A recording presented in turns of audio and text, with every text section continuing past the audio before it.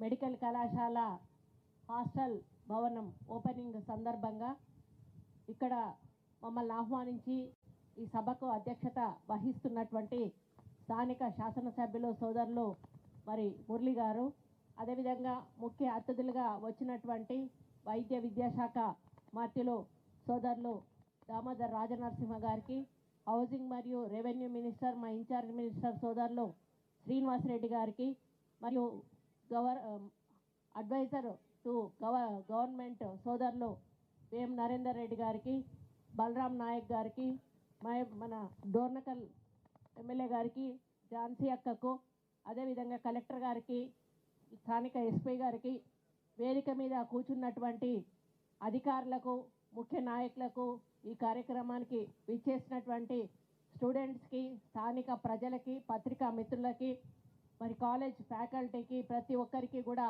పేరు పేరున నా యొక్క హృదయపూర్వక నమస్కారం. ఆరోగ్యమే మహాభాగ్యం అనేది మనం పూర్వం పెద్దల నుంచి కూడా వింటా ఉన్నాము. మరి ఆరోగ్యం సరిగా ఉంటేనే మనం ఏదైనా కూడా చేయగలుగుతాము. మరి ఆరోగ్యం బాగుండాలంటే అందుబాటులో హాస్పిటల్ అనేది ఉండాలి. కానీ హాస్పిటల్ లేకపోతే ఏదో గ్రామాలలో ఉన్నటువంటి ఆర్ఎంపీల దగ్గరికి వెళ్ళి ట్రీట్మెంట్ తీసుకొని వాళ్ళు ఏదో మళ్ళీ ఇంకా ఉన్న ఆరోగ్యాన్ని పాడు చేసుకొని మరి ఇబ్బందులు పడేటువంటి పరిస్థితి మనం చూస్తూ ఉన్నాము. మనం ఇంకా ఎంత అడ్వాన్స్ అయిపోతున్నా కూడా ఈ హెల్త్ విషయంలో గ్రామాలలో ఇంకా ప్రజల్లో సరిగా అవగాహన లేక, సరి అయిన వైద్య సదుపాయాలు లేక, ప్లస్ ఉన్నా కూడా వాళ్ళు డాక్టర్ల దగ్గరికి సరిగా వెళ్ళక వాళ్ళ ఆరోగ్యాలను పాడు చేసుకుంటూ మరి మోయరాన్ని భారాన్ని మోస్తూ సీరియస్ అయ్యే వరకు సడన్గా పోయి ఒక ప్రైవేట్ హాస్పిటల్లో జాయిన్ అయిపోతారు. లక్షల రూపాయలు బిల్లులు అవుతాయి. ఆస్తులు అమ్ముకొని ఖర్చు పెట్టి ఆఖరికి ప్రాణాలను పొడగొట్టుకునేటువంటి పరిస్థితి ఏర్పడుతుంది. మరి ఆ విధంగా ఏర్పడకుండా ఉండాలి అని మరి ప్రతి ఒక్క హాస్పిటల్ కూడా ప్రతి ఒక్క కాన్స్టిట్యున్సీలో కూడా ఉంటే మంచిది అనేది మరి అందరి ఆలోచన. కానీ పోయిన ప్రభుత్వం ఈ నిర్ణయం అయితే తీసుకుంది, మంచి నిర్ణయమే, దాన్ని ఎవరు కూడా కాదు అన్నారు. కానీ ఏదో అడ్డదిడ్డంగా అన్ని నియోజకవర్గాలకు ఒకటి చొప్పున మరి హాస్పిటల్స్ ఏర్పాటు చేయడమే కాకుండా మెడికల్ కాలేజీలు వాటిని సరిగా డబ్బులు విడుదల చేయకుండా, సరిగా కన్స్ట్రక్షన్స్ చేయకుండా మరి ఎన్నో రకాల ప్రాబ్లమ్స్ క్రియేట్ చేసి అడ్మిషన్స్ ఇచ్చేసి వాళ్ళు తప్పుకోవడం జరిగింది. ఇప్పుడు ఇక్కడ పిల్లలు మాట్లాడిన ప్రతి ఒక్కటి కూడా అది సత్యమే. ఎందుకు అనంటే వాళ్ళు అడ్మిషన్ వచ్చింది కాబట్టి వచ్చి జాయిన్ అయ్యారు. జాయిన్ అయినాక వాళ్ళకి చదవాల్సిన తప్పదు, చదవాలి అంటే సరి అయిన ఫెసిలిటీస్ లేవు. ఫెసిలిటీస్ లేకపోయినా కూడా వాళ్ళు మధ్యలో వదిలిపెట్టి పోయే పరిస్థితి ఉండదు. కాబట్టి అరకొర ఉన్నటువంటి ఆ వసతులతోటి వాళ్ళు చదువుకోవాలంటే కొంత మానసికంగా కాన్సన్ట్రేషన్ తగ్గేటువంటి అవకాశం ఉంటుంది. కాబట్టి మీరు మానసికంగా కాన్సన్ట్రేషన్ చేయాలంటే మీకు అన్ని వసతులు కూడా కల్పించాల్సిన బాధ్యత ప్రభుత్వం మీద ఉంది.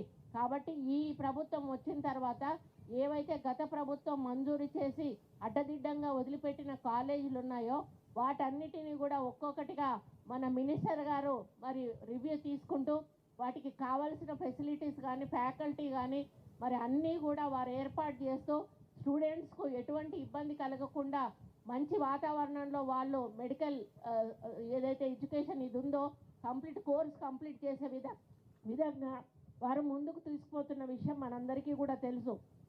ఈరోజు మిమ్మల్ని కూడా ఏదో వచ్చి ఓపెనింగ్ చేసి వెళ్ళిపోకుండా మీ అవసరాలను మీ ద్వారానే తెలుసుకొని వాటిని మరి పరిష్కరించే దిశగా వారు ఈరోజు ముందుకెళ్ళడం కూడా మనం చూస్తూ ఉన్నాము.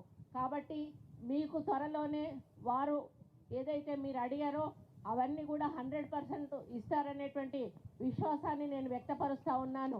ముఖ్యంగా మహబాద్ అంటే కొంచెం లక్కీ అని చెప్పాలి. ఎందుకంటే ఇక్కడ మురళీ నాయక్ ఉన్నాడంటే మురళీ నాయక్ ఒక శ్రీకృష్ణుడికి అర్జునుడికి శ్రీకృష్ణులాగా మా వేం నరేందర్ అన్న ఉన్నాడు.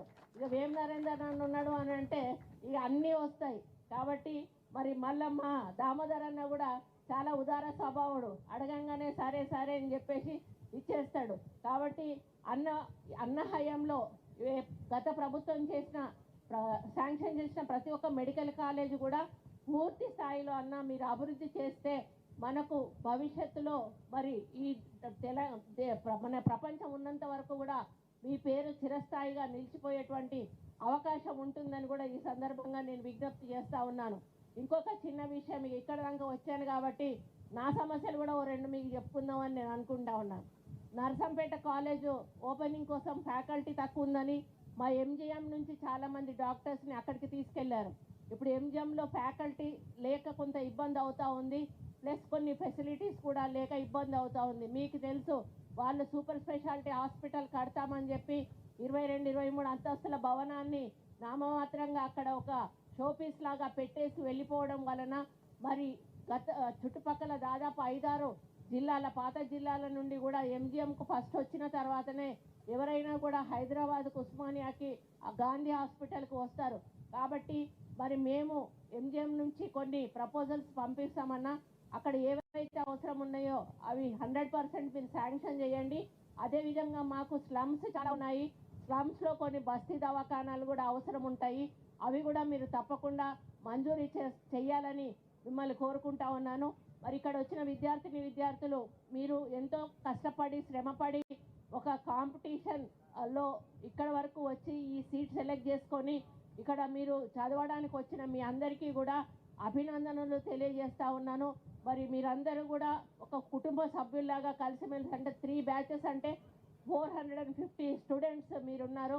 మీరందరూ కూడా మరి చాలా కోఆపరేషన్ తోటి ఒకరికొకరు, ఎందుకంటే ముఖ్యంగానే ఇక్కడ లైబ్రరీ లేదు అంటే ఫస్ట్ లైబ్రరీని మనం పెట్టించాలి. వాళ్ళు చదువుకోవాలంటే లైబ్రరీ ముఖ్యంగా ఉండాల్సిన అవసరం ఉన్నది.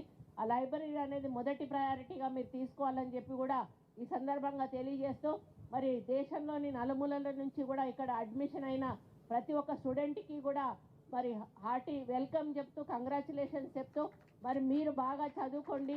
మీరు మరి దేశానికి సేవ చేసేటువంటి భవిష్యత్తు డాక్టర్లు కాబట్టి మీరు బాగా చదువుకొని మరి ఈ యొక్క కాలేజ్ నుంచి ఒక మంచి స్టూడెంట్ లాగా ముందుకెళ్ళాలని, మీది అయిపోయే లోపల ఇక్కడే పీజీ స్టూడెంట్ వస్తే కొంతమంది ఇందులో పీజీలో కూడా మీకు అడ్మిషన్స్ వచ్చే విధంగా అవకాశం ఉంటుందని కూడా నేను ఆలోచిస్తూ మరి ఫ్యాకల్టీకి కూడా విజ్ఞప్తి చేస్తూ ఉన్నాను.